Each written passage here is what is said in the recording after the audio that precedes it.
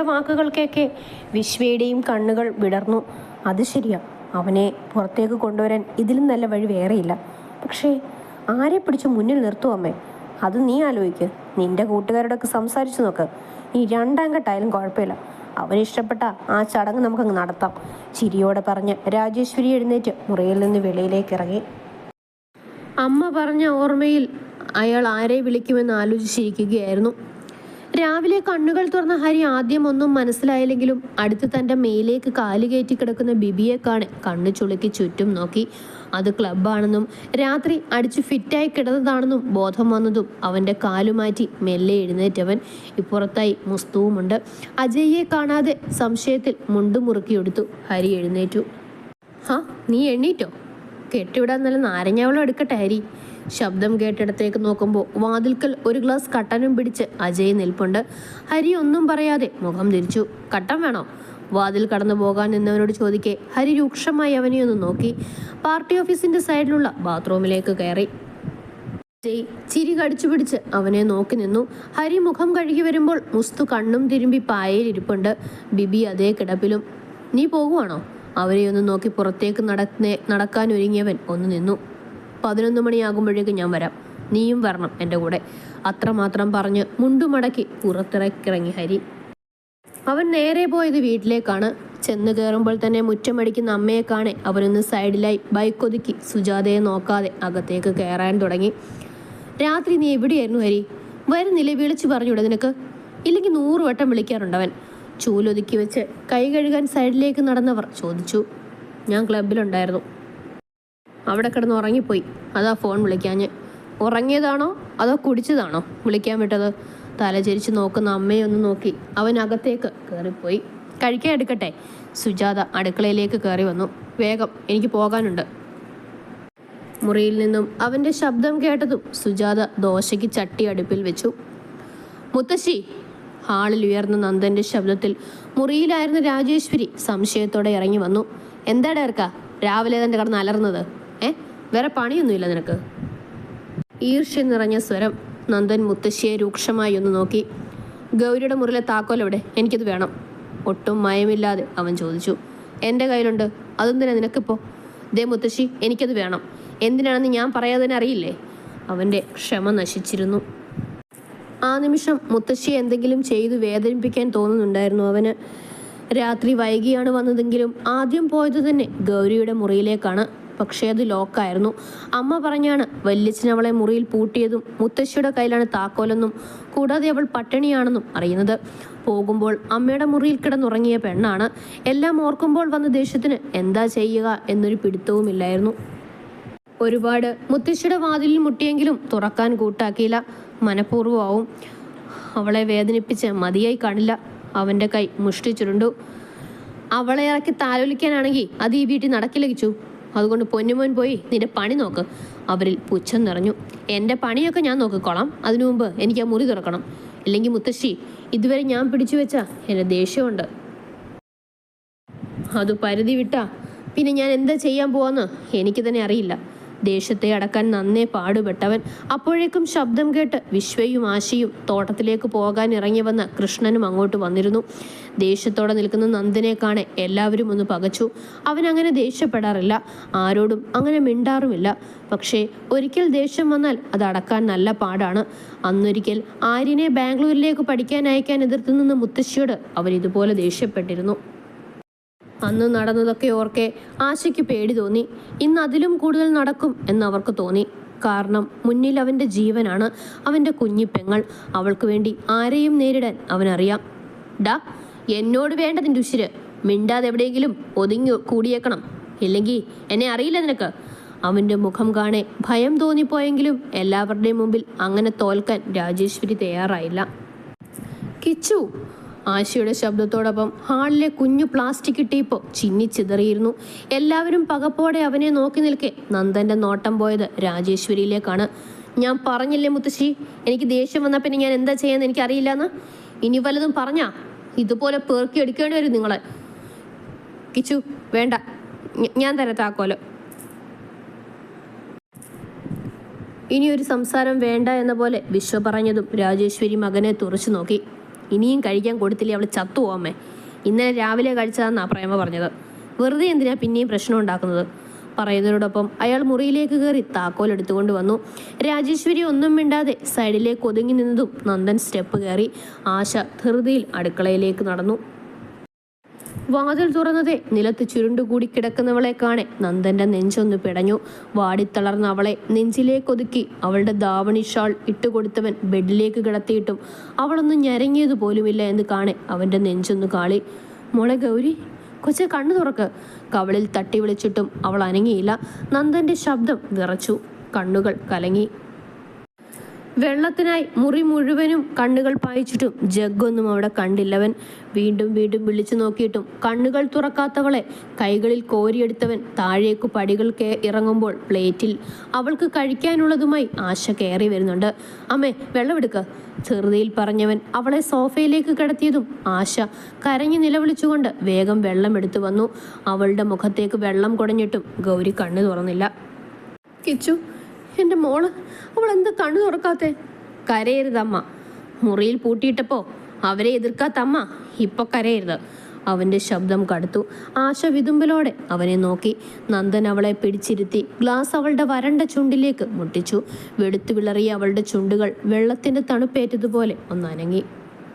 നന്ദൻ മെല്ലെ അവളുടെ ചുണ്ടകറ്റി വെള്ളം വായിലേക്കൊഴിച്ചതും ഗൗരിയുടെ തൊണ്ടക്കുഴിയൊന്നനങ്ങി. പയ്യെ അവളുടെ നാവുകൾ ചലിച്ചു. കണ്ണുകൾ പിടഞ്ഞു. കണ്ണുകൾ മെല്ലെ ചിമ്മി തുറന്നവൾ മുന്നിൽ നിൽക്കുന്നവരെ കണ്ണുകൾ വിടർത്തി നോക്കി. പിന്നെ നന്ദന്റെ കൈപിടിച്ച് ആ ഗ്ലാസ് വായിലേക്കൊഴിച്ചു. ആർത്തിയോടെ വെള്ളം കുടിക്കുന്നവളെ കാണാൻ കഴിയാത്തതുപോലെ ആശ കണ്ണുകൾ പൊത്തി കരഞ്ഞുപോയി. നന്ദന്റെ കണ്ണുകളും നിറഞ്ഞു. രാജേശ്വരിയും വിശ്വയും പ്രത്യേകിച്ച് ഭാവമില്ലാതെ നോക്കി നിൽക്കുമ്പോൾ കൃഷ്ണൻ അങ്ങോട്ട് പോകാനോ അവിടെ നിൽക്കാനോ കഴിയാതെ നിന്നുപോയി. വാ മോളെ, കഴിക്കാം. അവൻ വിളിച്ചതും ഗൗരി പയ്യെ തലയാട്ടി. അവൾ ആരെയും നോക്കാതെ തലയും താഴ്ത്തി എഴുന്നേൽക്കാൻ ശ്രമിച്ചതും തളർന്ന് സോഫയിലേക്ക് തന്നെ വീണിരുന്നു. എണ്ണിക്കണ്ട മോളെ, ഏട്ടൻ വാരിത്തരാം. നന്ദൻ അവളെ പിടിച്ചിരുത്തി അമ്മയുടെ കയ്യിൽ നിന്ന് പ്ലേറ്റ് വാങ്ങി ഒരു ഉരുളയെടുത്ത് അവൾക്ക് നീട്ടി. വിതുമ്പലടക്കി അവനെ നോക്കി തന്നെ ആ ഉരുള വാങ്ങി അവൾ. അവൻ കൊടുത്തത് മുഴുവനും കഴിച്ചാണ് അവൾ എഴുന്നേറ്റത്. വല്ലാത്തൊരാശ്വാസം അവൾക്ക് തോന്നി, ജീവൻ തിരിച്ചു കിട്ടിയതുപോലെ. പക്ഷേ കാലുകളുടെ ബലം അപ്പോഴും തിരികെ വന്നിരുന്നില്ല. എഴുന്നേറ്റ് നടക്കാൻ അവൾക്ക് പ്രയാസം തോന്നി. മുത്തശ്ശി. തിരിഞ്ഞു മുറിയിലേക്ക് നടക്കാൻ ഒരുങ്ങിയ രാജേശ്വരി നന്ദന്റെ വിളിയിലൊന്ന് നിന്നു. അവൻ ഗൗരിയെ നേരെ ഇരുത്തി അവരുടെ അടുത്തേക്ക് നടന്നു. ഇവളുടെ മറ്റവനെ അന്വേഷിക്കുന്ന തിരക്കിലാണ് മുത്തശ്ശി എന്ന് എനിക്കറിയാം. ഞാനും അതിൻ്റെ പുറകെ തന്നെയാണ്. ആർക്കും ആളുടെ മുഖം കാണാത്തതുകൊണ്ട് കുറച്ച് പ്രയാസമായിരിക്കും കണ്ടുപിടിക്കാൻ. അത് കുഴപ്പമില്ല, ഇന്ന് ഞാനത് കണ്ടുപിടിക്കും. ശാന്തമായി അവൻ പറയുമ്പോൾ അവരുടെ മുഖം വിടർന്നു. ഈ കാര്യത്തിൽ നന്ദൻ അവരുടെ കൂടെ നിൽക്കുമെന്ന ചിന്ത അവരെ സന്തോഷിപ്പിച്ചു. പിടിക്കണം കിച്ചു, അവനെ കണ്ടുപിടിച്ച് ഇവളുടെ മുമ്പിലിട്ട് തന്നെ കൊല്ലണം അവനെ. ഈ തറവാട്ടിലെ പെണ്ണിനെ മോഹിച്ചതിനും നമ്മളെയൊക്കെ നാണം കെടുത്തതിനും അവനെ അനുഭവിപ്പിക്കണം. കിച്ചു ആണോ എന്ന പോലെ അവരെ നോക്കി ചിരിച്ചു. പിന്നെ തലചരിച്ച് ഗൗരിയെ നോക്കി. അവളുടെ വാടിയ മുഖം, വേദന നിറഞ്ഞ കണ്ണുകൾ, പേടികൊണ്ട് വിറയ്ക്കുന്ന ശരീരം. കണ്ണുവെട്ടിച്ച് വല്യച്ഛനെ നോക്കിയവൻ. കണ്ടുപിടിക്കും ഞാൻ, എന്നിട്ട് അവൻ എൻ്റെ പെങ്ങളെ ഞാൻ കൊടുക്കും. ഇനി അവൻ മതി എൻ്റെ പെങ്ങൾക്ക്.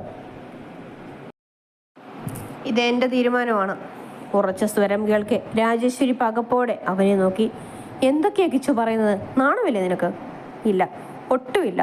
നാണവും മാനവും വേണ്ടത് നിങ്ങളെപ്പോലെയുള്ള. പറയുന്നില്ല ഞാൻ. പറയാൻ വന്നത് പല്ല് കടിച്ച് അടക്കിയവൻ. അവളെ എൻ്റെ പെങ്ങളാണ്. അവളുടെ കാര്യം ഇനി ഞാൻ തീരുമാനിക്കും. ആരെതിർത്താലും എനിക്കൊന്നുമില്ല. ഇനി ഞങ്ങളെ ഇവിടുന്ന് ഇറക്കി വിട്ടാലും കുഴപ്പമില്ല.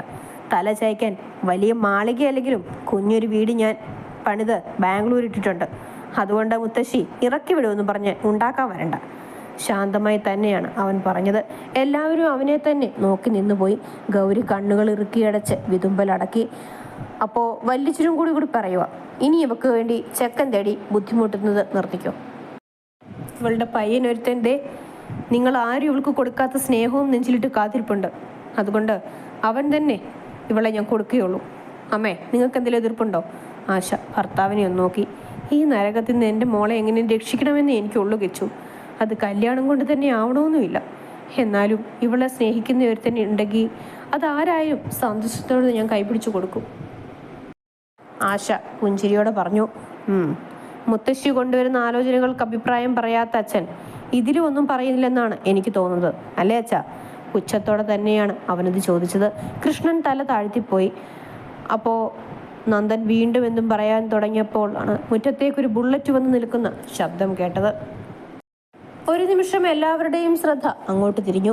ബൈക്കിൽ നിന്നിറങ്ങി നീല ഷർട്ടും അതേ കരയുള്ള മുണ്ടുമുടുത്ത് ഉമ്മറത്തേക്ക് കയറിയവനെ കാണെ എല്ലാവരുടെയും മുഖം ചൊളിഞ്ഞു. എന്നാൽ വിശ്വ ഞെട്ടലോടെ അമ്മയെ നോക്കി. അയാളുടെ കൈകൾ തനിയെ നെറ്റിയിലെ പാടിലേക്ക് വീണു. ഇതവനല്ലേ? രാജേശ്വരി ശബ്ദം താഴ്ത്തി വിശ്വയെ നോക്കി ചോദിച്ചു. ഹരിപത്മനാഭൻ. ഇവനെന്താ ഇവിടെ? അയാൾക്കും സംശയം തന്നെയാണ്. ഹരി കൂട്ടം കൂടി നിൽക്കുന്ന എല്ലാവരിലും കണ്ണുകൾ പായിച്ചുകൊണ്ട് വാതിൽക്കൽ തന്നെ നിന്നു. അവന്റെ തീക്ഷ്ണമായ നോട്ടം ഗൗരിയിലെത്തി നിന്നതും അവന്റെ നെഞ്ചൊന്ന് പിടഞ്ഞു. കണ്ണുകൾ പോലും ആർദ്രമായി. അവന്റെ നോട്ടം കാണെ രാജേശ്വരി മുന്നിലേക്ക് വന്നു. കൂടെ തന്നെ വിശ്വയും. എന്നാൽ ഗൗരി ഞെട്ടിയിരിക്കുകയാണ്. ഒറ്റ നോട്ടത്തിൽ തന്നെ അവൾക്ക് ആളെ മനസ്സിലായിരുന്നു. അമ്പലത്തിൽ കണ്ട ആ മുഖം അവളുടെ മുമ്പിൽ വീണ്ടും കാണെ പേടിയോടെ ഇരുന്നിടത്തു നിന്ന് എഴുന്നേറ്റ് അമ്മയുടെ അടുക്കിലേക്ക് ഒതുങ്ങി നിന്നു പോയവൾ. അത് കാണെ ഹരി വേഗം നോട്ടം മാറ്റി ഒരു പുച്ഛത്തോടെ വിശ്വയെ നോക്കി. ആരാ? നന്ദന്റെ ചോദ്യം വന്നതും ഹരി ഒന്ന് പുഞ്ചിരിച്ചു. ആരാ? നന്ദന്റെ ചോദ്യം വന്നതും ഹരി ഒന്ന് പുഞ്ചിരിച്ചു. പിന്നെ ഇടത്തേക്കാൽ വെച്ചുകൊണ്ട് ഹാളിലേക്ക് കയറി. ഞാൻ ഹരിപത്മനാഭൻ. ദേ, ഇയാൾക്കെന്നെ നേരത്തെ അറിയാം, അല്ലേ വിശ്വ? അല്ല, മറന്നുപോയോ ഈ മുഖം? വല്ലാത്തൊരു ഭാവത്തോടെ ചോദിച്ചവൻ. എല്ലാവരുടെയും മുഖവും അവൻ്റെ ആ ഭാവത്തിൽ സംശയിച്ചു. നീ എന്താ ഹരി ഇവിടെ? നിനക്കെന്ത് വേണം? വിശ്വ മുന്നിലേക്ക് നിന്നുകൊണ്ട് അവനോട് ചോദിച്ചു. എനിക്ക് വേണ്ടത് ഇവളെയാണ്. നിങ്ങൾക്കാർക്കും വേണ്ടാതെ ഈ തറവാട്ടിലെ ഒരു മൂലയിൽ ഒതുക്കിക്കൂട്ടിയ ഈ പെണ്ണിനെ. പെട്ടെന്നുള്ള അവൻ്റെ ഉത്തരത്തിൽ എല്ലാവരും ഒന്ന് ഞെട്ടി. അതുവരെ തലയും താഴ്ത്തി നിന്നവൾ അവൻ്റെ ശബ്ദത്തിൽ പേടിയോടെ കണ്ണുകൾ ഇറുക്കിയടച്ച് ചുമരിലേക്ക് അമർന്നു നിന്നു പോയി. ഒരിക്കലും ഹരിയിൽ നിന്ന് അങ്ങനെയൊരു ഉത്തരം ആരും പ്രതീക്ഷിച്ചിരുന്നില്ല. അവൻ തന്നെ കാണാനോ അല്ലെങ്കിൽ മറ്റെന്തെങ്കിലും ആവശ്യത്തിനോ വന്നതാവുമെന്നാണ് വിശ്വ കരുതിയത്. അയാളുടെ മുഖം ഒരു നിമിഷം കൊണ്ട് മുറുകി. എന്നാൽ ഹരിയുടെ നോട്ടം അത്രയും അവളിലാണ്. പേടിയോടെ വിറയ്ക്കുന്ന ശരീരവും വാടിയ അവളുടെ മുഖവും കാണെ അവൻ ഒരു നിമിഷം കണ്ണുകൾ ഇറുക്കി അടച്ചു തുറന്നു. അപ്പോഴാണ് അവളുടെ കയ്യിലേക്ക് അവൻ്റെ നോട്ടം പാഞ്ഞത്. നീലിച്ചു കിടക്കുന്ന പാട് അത്രയും ദൂരത്തേക്ക് വ്യക്തമായെങ്കിൽ അതിൻ്റെ ആഴമോർക്കെ ഹരിയുടെ കണ്ണുകൾ ചുവന്നു. മുഖം വെട്ടിച്ചവൻ രാജേശ്വരിയെയും വിശ്വയെയും നോക്കി. അഗ്നി പോലെ ജ്വലിക്കുന്ന അവൻ്റെ കണ്ണുകളിൽ ഒളിഞ്ഞു നിൽക്കുന്ന ദേഷ്യം കാണെ വിശ്വയുടെ നെഞ്ചു ഭയത്താൽ ഒന്ന് പിടച്ചു. വീട്ടിലേക്ക് കയറി വന്നിട്ട് തോന്നിവാസം പറയുന്നു. അവനെ എങ്ങനെയെങ്കിലും അവിടുന്ന് പറഞ്ഞു വിടാനുള്ള തത്രപ്പാടിൽ വിശ്വ അവന് നേരെ ചീറി. വല്യച്ച. നന്ദൻ അയാളെ തടഞ്ഞുകൊണ്ട് ഹരിയെ ഒന്ന് നോക്കി. ഹരി, ഇതെന്തൊക്കെയാ പറയുന്നത് ബോധമുണ്ടോ? ഇത് അവളുടെ വീടാണ്. ഞാൻ അവളുടെ ആങ്ങളെയും. അവളെ നിനക്ക് വേണമെന്ന് പറഞ്ഞാൽ അതും കേട്ട് ഞങ്ങളൊക്കെ മിണ്ടാതെ നിൽക്കുമെന്നാണോ? നന്ദൻ ഒരു ചിരിയോടെ ഹരിയെ നോക്കി. മിണ്ടാതെ നിന്നേ പറ്റൂ നന്ദ, അല്ലാതെ വേറെ എന്ത് ചെയ്തിട്ടും കാര്യമില്ല. ഹരി താടിയൊന്നൊഴിഞ്ഞു. വളച്ചുകെട്ടില്ലാതെ കാര്യം പറയാം.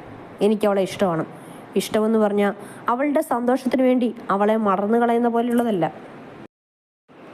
കെട്ടിക്കൂടെ പൊറുപ്പിച്ച് എൻ്റെ 4-5 മക്കളെ പെറ്റുപോറ്റാൻ വേണ്ടിയുള്ള ഇഷ്ടം. അലസമായ ഗൗരിയിലേക്ക് കണ്ണുകൾ പായിച്ചുകൊണ്ട് അവനൊന്ന് നിർത്തി. ഡാ, പറഞ്ഞു തീർക്കട്ടെ തള്ളേ. ഇടയിൽ കയറിയ രാജേഷിയുടെ അടപ്പിച്ചവൻ രൂക്ഷമായൊന്ന് നോക്കി. നിങ്ങളെ ഇങ്ങനെ മുന്നിൽ കാണുമ്പോൾ അക്കാരണം നോക്കി ഒന്ന് പൊട്ടിക്കാനാണ് എനിക്ക് തോന്നുന്നത്. എന്നിട്ട് ഞാനത് ചെയ്യാത്തത് എൻ്റെ മര്യാദയാണ്. പക്ഷെ കിട്ടിയേ നിങ്ങൾ അടങ്ങുമെന്നാണെങ്കിൽ പൊന്നി കളവി, പിന്നെ എണ്ണീറ്റ് നടത്തത്തില്ല ഞാൻ. അവൻ്റെ ദേഷ്യം കാണെ രാജേശ്വരി മുഖം തിരിച്ചു നിന്നു. വല്ലാത്ത ദേഷ്യവും അമർഷവും അവർക്ക് അവനോട് തോന്നി. പക്ഷേ അവൻ്റെ സ്വഭാവം അറിയാവുന്നതുകൊണ്ട് ആ മുഖത്തേക്ക് തന്നെ നോക്കാൻ പോയില്ല. അപ്പം പറഞ്ഞു വന്നത്, ഇതുവരെ ഗൗരിക്ക് വന്ന ആലോചനകളൊക്കെ മുടക്കിയത് ഞാനാണ്. അതിനൊറ്റ കാരണം അവൾ എൻ്റെ പെണ്ണായതുകൊണ്ട് മാത്രമാണ്. ഹരിയുടെ വെളിപ്പെടുത്തലിൽ നന്ദനടക്കം എല്ലാവരും ഞെട്ടലോടെ അവനെ നോക്കി. അപ്പോൾ ഹരിയാണോ എല്ലാത്തിനും പുറകിൽ? നന്ദൻ്റെ മുഖത്ത് പല പാവങ്ങളും മിന്നിമറഞ്ഞു. ഹരിയുടെ നോട്ടം ചുരുങ്ങി നിന്നത് മൂലയിൽ ഒതുങ്ങി നിന്ന പെണ്ണിലാണ്. പകപ്പോടെ നോക്കുന്ന ആ കണ്ണുകൾ നിറഞ്ഞു തൂവിയിരുന്നു. കൈകൾ ദാവണി ഷോളിൽ മുറുക്കി അഴിക്കുമ്പോൾ അവ വിറകൊള്ളുന്നത് കാണെ ഹരിയുടെ കൈമുഷ്ടി ചുരുണ്ടുപോയി. ഇതുപോലെ അവളെ ഞെട്ടിക്കാൻ ഒരിക്കലും ആഗ്രഹിച്ചിരുന്നില്ല. പതിയെ അവളെ പറഞ്ഞു മനസ്സിലാക്കി കൂടെ കൂട്ടാനായിരുന്നു ആശിച്ചത്. അതിനുവേണ്ടി തന്നെയാണല്ലോ ഇത്രയും നാളും കാത്തിരുന്നതും. പക്ഷേ സാഹചര്യം ഇങ്ങനെ നിങ്ങളെ വന്ന് ഞെട്ടിക്കാനൊന്നും ആയിരുന്നില്ല എൻ്റെ ഉദ്ദേശം. ആദ്യം അവളെ പറഞ്ഞു മനസ്സിലാക്കി എൻ്റെ പ്രണയം അറിയിച്ച് കുറച്ചുനാൾ ഞങ്ങൾ പ്രണയിച്ച് നടന്ന് അവസാനം മതി കല്യാണമെന്നായിരുന്നു എൻ്റെ ആഗ്രഹം. പക്ഷേ നിങ്ങളെല്ലാവരും കൂടി ചെയ്യാത്ത കുറ്റത്തിന് എൻ്റെ പെണ്ണ് നൽകിയ സമ്മാനം കണ്ടിട്ടും മിണ്ടാതെ നിൽക്കാൻ മാത്രം പോങ്ങനല്ല ഹരി. അതുകൊണ്ടാണ് ഈ വരവ്.